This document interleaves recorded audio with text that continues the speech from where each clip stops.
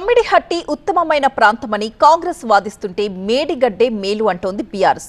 ఈ విషయంలో ఉత్తమ్ హరీష్ మధ్య డైలాగ్ వార్ నడిచింది.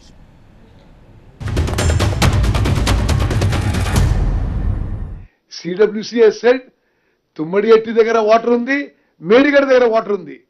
కానీ షిఫ్ట్ చేసే నిర్ణయం మొత్తం ఈ కొలాప్స్ కి కారణం, ఆ కారణం చూపెట్టి షిఫ్ట్ చేసింది. తుమ్మడిహట్టి దగ్గర కూడా నీళ్లు ఉన్నాయని చెప్పి CWC స్పష్టంగా తెలియజేసింది.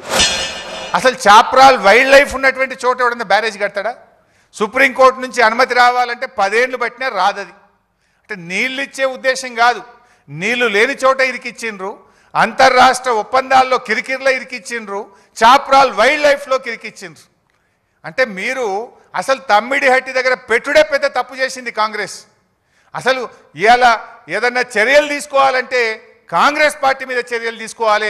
ఏ బేసిస్ మీద మీరు తమ్మిడిహట్టి దగ్గర పెట్టినరు, ఎందుకు 7 ఏళ్లలో అనుమతులు తేలేదు, ఇవాళ మీరు సమాధానం చెప్పాలి.